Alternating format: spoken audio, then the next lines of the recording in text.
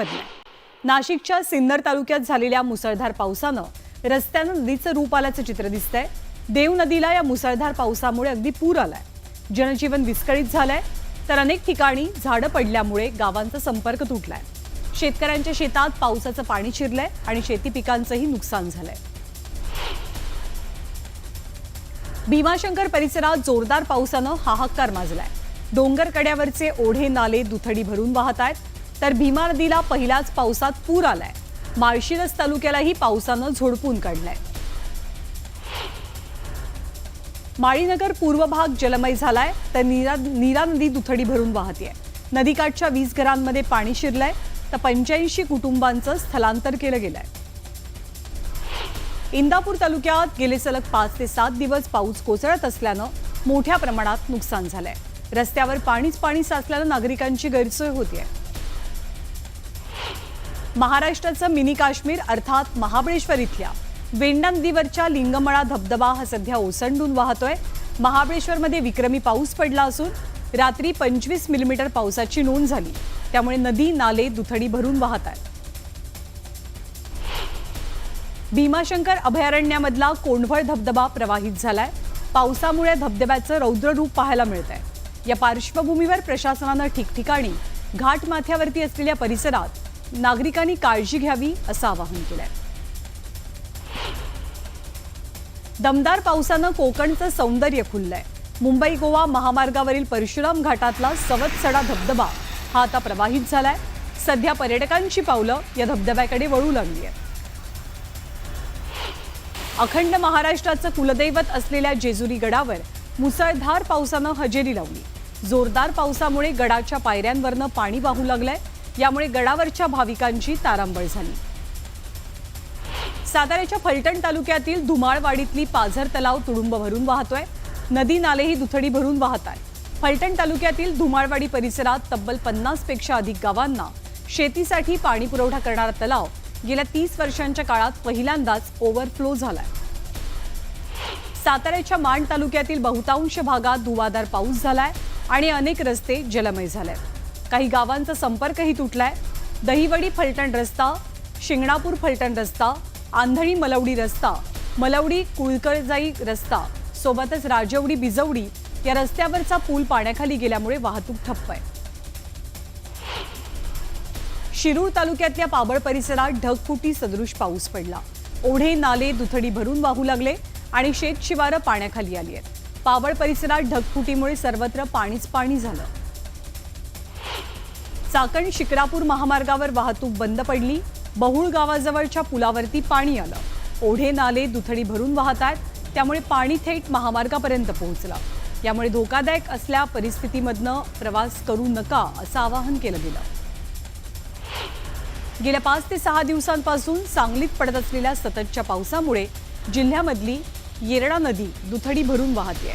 ही नदी दुष्काळी भागातली नदी म्हणून ओळखली जाते आणि नदीचं पात्र सध्या या पावसामुळे पूर्ण क्षमतेनं भरलंय। अहिल्यानगरच्या कर्जत तालुक्यातही पावसानं जोरदार हजेरी लावली, त्यामुळे ग्रामीण भागातलं जनजीवन विस्कळीत झालंय। काही भागात सलग पाऊस पडतोय, त्यामुळे ओढे नाले तुडुंब भरून वाहत आहेत। अनेक शेतजमिनी जलमय झाल्यात, त्यामुळे शेती पिकांच्या नुकसानीची भीती आहे। मुसळधार पावसाचा फटका अलिबागलाही बसलाय। अलिबाग शहरातलं जनजीवन विस्कळीत झालंय। किनारपट्टी भागात उंच लाटा उसळतायत, त्यामुळे नागरिकांमध्येही भीतीचं वातावरण आहे। मुंबई गोवा महामार्गावरील परशुराम घाटात नव्यानं बांधण्यात आलेली गॅबिन वॉल ही धोक्याच्या छायेत आहे। या वॉल खालील भराव मुसळधार पावसामुळे वाहून गेलाय, त्यामुळे संरक्षक भिंत ही कमकुवत झाली आहे। त्यामुळे भिंत कधीही खचू शकते असा अंदाज व्यक्त होतोय, भीती व्यक्त होतीये। छत्रपती संभाजीनगरच्या गोदावरी पट्ट्यात वादळी वाऱ्यासह जोरदार पावसानं हजेरी लावली। तुफान पावसामुळे नागरिकांची तारांबळ झाली। दापोलीमधल्या पाडले गावात माळी आणि इर्शाळवाडीसारख्या दुर्घटनेची भीती व्यक्त होते। पावसामुळे मोठ्या प्रमाणात डोंगरावरची माती दगड वाहून आल्यामुळे मानवी वस्तीला धोका निर्माण झालाय। भूस्खलन होण्याची भीती सुद्धा व्यक्त होते। पिंपरी चिंचवडलाही पावसाचा फटका बसल्याचं पाहायला मिळालं। शहरातील नालेसफाई पूर्ण न झाल्यामुळे पावसाचं पाणी रस्त्यावरती आलंय आणि रस्ते जलमय झाले। यामुळे गुडघाभर पाण्यातनं वाट काढत नागरिकांना कसरत करावी लागते। रायगड जिल्ह्यामध्ये काल मध्यरात्रीपासून कोसळणाऱ्या पावसामुळे रायगडच्या कर्जत तालुक्यातील नेरळ कळंब हा राज्यमार्ग पाण्याखाली गेला। तालुक्यातल्या उल्हास नदीला पूर आलाय आणि जनजीवन विस्कळीत झालंय, तर 35 गावांचा संपर्कही तुटलाय। रत्नागिरी जिल्ह्यामध्ये जोरदार पावसानं हजेरी लावली, यामुळे खेडमधील जगबुडी नदीनं इशारा पातळी ओलांडली। दरम्यान नदीपात्रात न जाण्याचं आवाहन केलं गेलंय। सांगली जिल्ह्यातही जोरदार पाऊस बरसतोय, यामुळे कृष्णा आणि वारणा या नदीमधल्या पाणी पातळीमध्ये वाढ झाली आहे। पुणे आणि सोलापूर जिल्ह्यात पावसानं जोरदार हजेरी लावली, यामुळे चंद्रभागा नदीची पाणी पातळी वाढली आहे। दगडी पूल पाण्याखाली गेलाय। फलटणच्या धुमाळवाडी गावाला पावसाचा तडाखा बसलाय। अतिवृष्टीमुळे गावच्या फळबागांचं मोठं नुकसान झालंय। डाळिंब, पेरू, ड्रॅगन फ्रूट, चिक्कू, सीताफळ अशा अनेक फळबागा पाण्याखाली आहेत। बारामतीत धोधो पाऊस बरसलाय। पुराच्या पाण्यात एका शेतकऱ्याची बैलजोडी वाहून गेली। सुदैवानं बैल आणि शेतकरी बचावले, मात्र बैलगाडीमध्ये असलेलं शेतीचं साहित्य वाहून गेल्यानं शेतकऱ्याचं नुकसान झालंय। रत्नागिरी जिल्ह्यालाही पावसानं झोडपलंय। पावसामुळे शहरात दाणादाण उडालेली असून जनजीवन विस्कळीत आहे, तर दुसरीकडे जगबुडी नदीनं इशारा पातळी ओलांडली आहे। नदीमध्ये एक जण वाहून गेल्याची माहिती मिळते। रत्नागिरीमधलं जनजीवन विस्कळीत झालंय। रत्नागिरी जिल्ह्यातील दापोली हरणे कोस्टल बायपास रोड मोठ्या प्रमाणात खचलाय, त्यामुळे वाहतुकीलाही अडथळा निर्माण होतोय।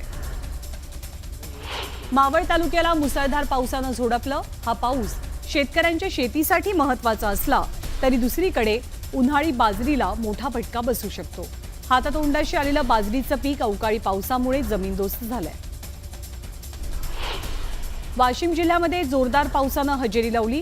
तुफान पावसामुळे मोरे ते शेलू बाजार या दरम्यानच्या मुख्य मार्गावरील खारी नदीवरचा पूल पुराच्या पाण्यात वाहून गेलाय, यामुळे महामार्गावरची वाहतूक ठप्प आहे।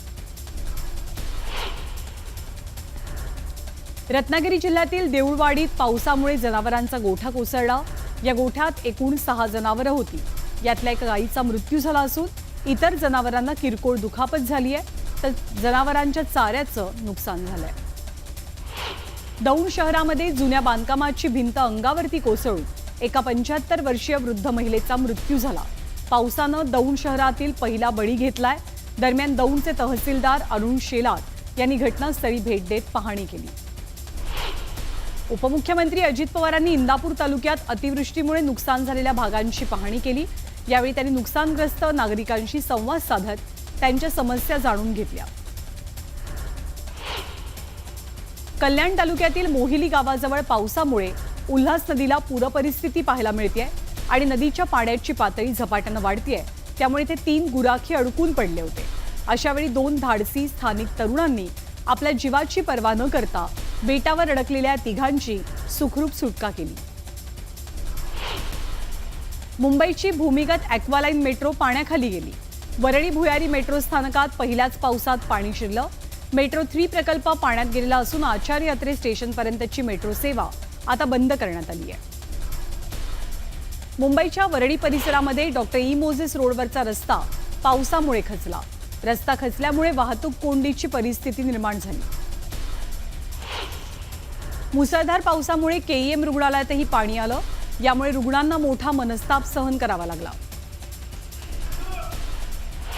मुंबईच्या माहीम परिसरातील पितांबर लेन भागातील हाजी कासम इमारतीचा काही भाग कोसळलाय। यावेळी जिना कोसळल्यामुळे लोक वरतीच अडकून पडले।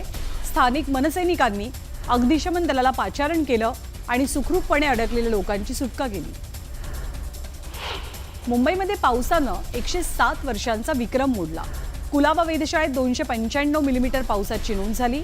1918 साली नोंदवलेल्या 279.4 मिलीमीटर पावसाचा विक्रम यंदाच्या मे महिन्यात पावसानं मोडलाय।